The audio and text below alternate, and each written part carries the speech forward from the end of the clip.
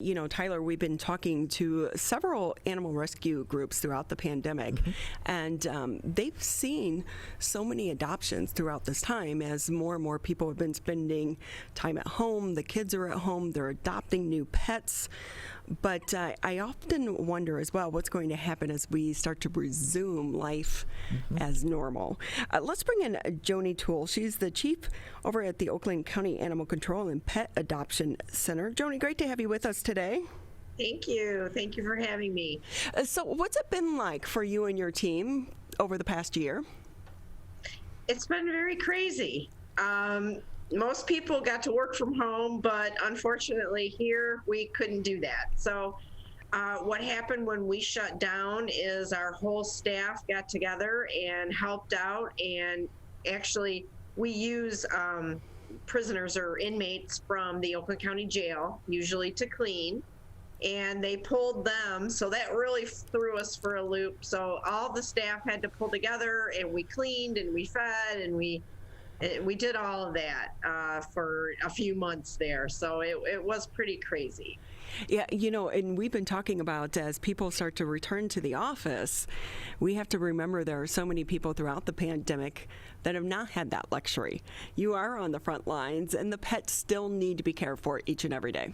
Yes, they do. And like I said, it was hard. I mean, but everybody, we have such a passion here and a love for animals that we all just chipped in and helped. It was really a no-brainer to us. So, and another thing I want to mention, you had said something about, people fostering and getting more animals during the pandemic. Before we shut down, we knew we were going to shut down. We knew that message was coming. So we worked with a rescue group, Do Only Good. They're here in the building every single day helping. And they got out 89 dogs before the shutdown. Wow. Into foster homes, yes. And the majority of those did not return. So they were all what we call foster fails or, foster successes, honestly. So yeah, they did a wonderful job, and we thank them every day for what they did for us before we shut down.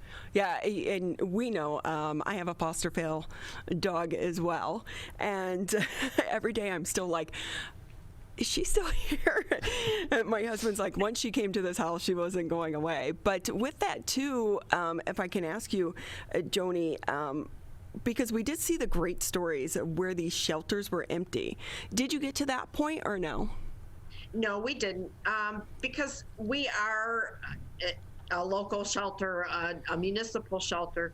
We take in animals all the time, so we never stopped doing that.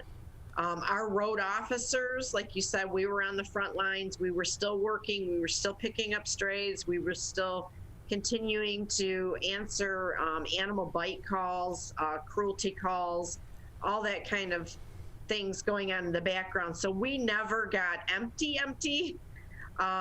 We just kind of filled up again while all these other dogs were out in foster. But along with that rescue group, we have kept a fairly good stream of animals going out as they're coming in. Yeah, and can we talk about that as well? Because we do know when you're dealing with animals that come from a shelter, a lot of times you don't know their background. And there's some training that goes along with that because they do have maybe a few issues. Let's just put it that way. And so are you worried that you're going to start to see some of those animals return? Well, with the rescue that helps us, they offer free training for the foster family or the adoptive family. So that's a wonderful way to get people into that and at least get them trained with the basics, sitting and not jumping and that kind of thing. So we feel as though as if we can get people in that direction into training and basic behavioral training, that the animal will stay where it's at. Now, you're correct. We don't know anything about most of our dogs. 75% of our population is stray dogs, so we don't know anything about them. 25% are owners surrender. We know a little bit more about them if people are honest with us when they bring them to us. But we still don't know how they're going to react here at the shelter or in a different home. So that's always a worry that we have, that the animal is going to acclimate to their new surroundings and that type of thing. And we always try to tell people training, get the dog into training. It's the best thing for both of you because you're both learning something together. I think it reinforces that bond between you and the dog. So yes, I think training is a very good, important tool when adopting out shelter pets. Yeah, Trixie has trained us well. We just haven't trained her well. Oh, no. I was laughing because my husband, when I was leaving, he's like, "See you later." I'm like, oh, I thought he was taking her for a walk. No, I hear the car start up because she gets pesty because she wants to go to the park. And she's like, no, she has to go to Dodge Park and see her boyfriend, Chester. Of course. Oh, there you go. So with that, though, Joni as well, what's the most unusual animal? Because, we always associate dogs and cats with the animal shelter. What's been the most unusual one that's come through your doors? Well, we had a prairie dog at one time. That was a while ago. We've had a cougar. We've had several alligators. Wait, Yeah, I know. Someone left an alligator at our front door, if you can believe it or not. Yeah, it was pretty crazy. I hate to be the one that opened up that door. Exactly. So yeah, it's amazing what people will acquire, and then they realize they simply cannot handle them anymore, so they leave them here. But yeah, we get birds, we get lizards, we get turtles, we get all kinds of stuff here. So yeah, not just dogs and cats. I'm thinking about the story that's been going around in Houston with the tiger that has been roaming the neighborhood. Yeah. And I do remember knowing a guy, and when I lived in Charleston, and he went on to the NFL, and he got a tiger. Oh. But those tigers grow up. They do. Yes, they do. Large animals. Not a pet. No. Well, if you remember many years ago, Oakland County had its own panther. Remember when everybody was seeing the panther? I think it was in Milford Township. So we've had our share of weird things roaming around in Oakland County as well. Yeah, I think I remember, was it a panther that was loose in the old Packer plant because they were doing some commercial or modeling shoot in there and the panther got loose. Oh. And, we have to remember that these are animals. They're not a backdrop. And so with that, Joni Toole with us here on the MegaCast. She's the chief over at the Oakland County Animal Control and Pet Adoption Center. And if we can ask too, we're kind of coming out of the pandemic. Are things getting back to normal there for you and your team at the shelter? Well, we're still doing a few things that we've learned over the pandemic, which one was appointments.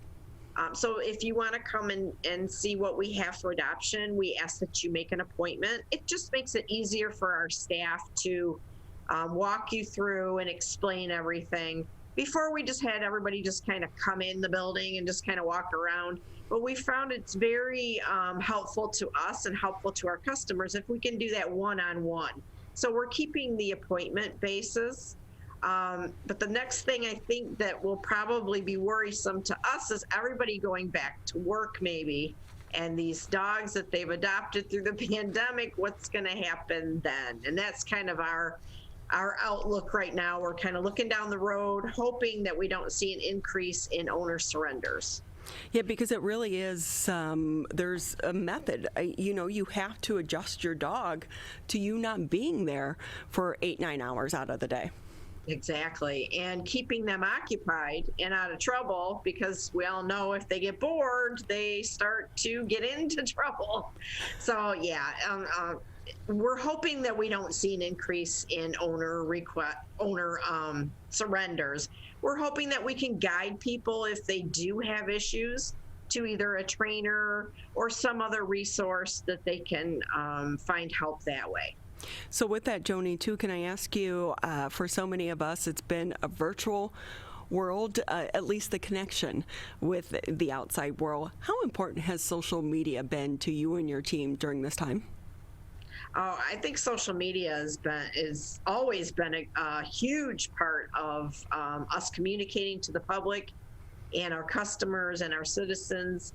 And it's been even more through the pandemic because I think a lot of people turned to that instead of coming in. You know, a lot of the volunteers were nervous about coming back, so they would follow us on Facebook. And it's social media is just a huge part of any animal rescue organization.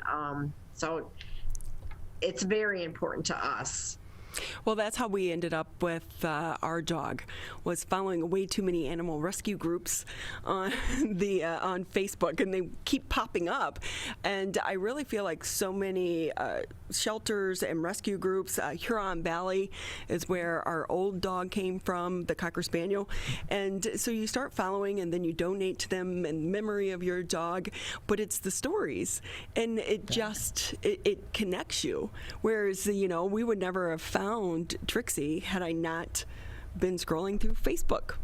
Yes, and getting our animals on those social media platforms is very important to us as well. So everybody here at the building kind of helps out. A lot of our kennel attendants walk the dogs on their lunch hours, and they take video and they take photographs, and just promoting them on those social media platforms really helps them get homes. So you mentioned a few moments ago briefly about volunteers. Mm-hmm. How is that world looking for you in the shelter? Are volunteers coming back? They are coming back. Not in droves, but they are coming back, especially ones that have been vaccinated. And we encourage people to, you know, come in and spend time with the animals. There's so much that you can do for them here at the shelter through enrichment, which they make treats for them, just spending time with them. And even the kids get involved too with, we have a program, reading to the pets. And the kids will come in and read to the cats or the dogs. And that's the part I love the most. We even had someone who was in band come in and play their instrument for the animals. So that was awesome as well. So yeah, you can be very creative with what you can give these animals here at the shelter. You're listening to 89.3 WBLD Orchard Lake, 88.1 WBFH Bloomfield Hills. And I love that you mentioned that, because we do know, like, the library used to have that program. Yes. Where they would bring in like a therapy dog and kids could read and pet the dog. So it was really kind of more aimed at the child, teaching them to read and read aloud. But this is kind of both worlds, so, you know, because the pets, shelter dogs need that human interaction. They do. They do. They really long for it. And it's very hard in a shelter situation to give them that unless you have wonderful volunteers, wonderful staff that can spend the time with them. So we'd love to have the kids come back, and hopefully that's soon, that they start coming in droves as well to read to the animals and just spend time with them.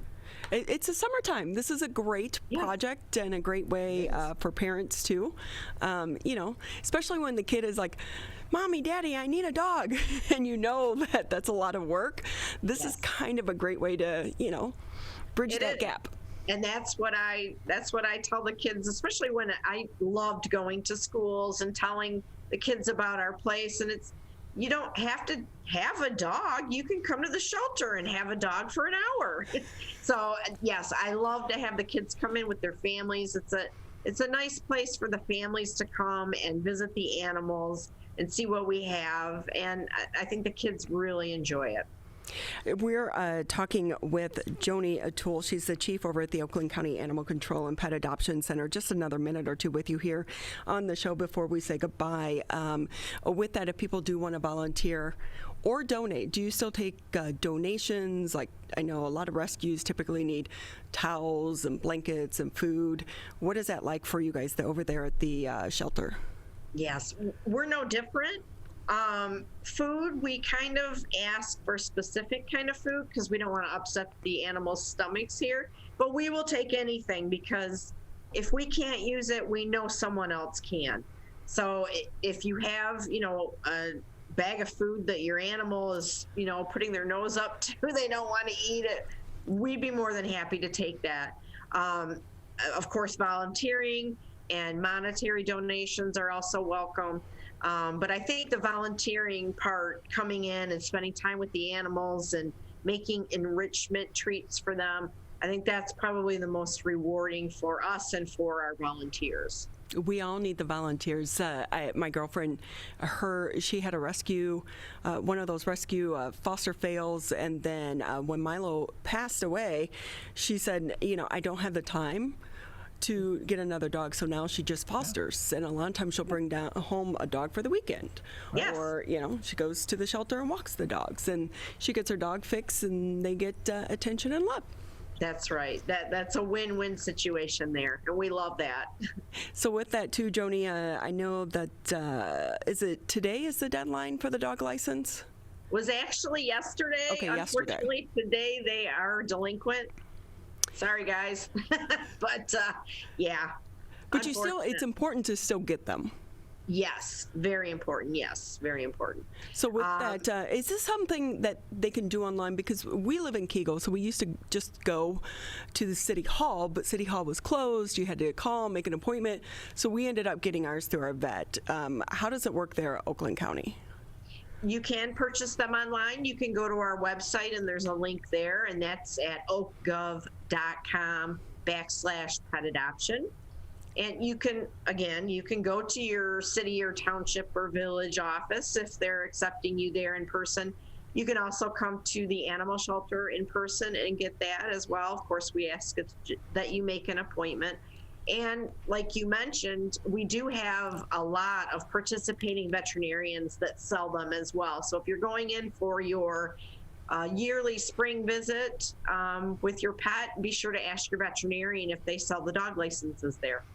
Well, Joni, we so appreciate your time today. The next time we have you on the show, we need some four-legged friends with you. I know. I thought about that. And yes, next time I will definitely have a four-legged friend on with me. Well, it's been so great talking to you. We appreciate your time, but also extend our gratitude and our thanks to you and your entire team and all the volunteers. I know it's been a hard year, but you continued the work of taking care of our pets. So thank you so much. Thank you so much for that.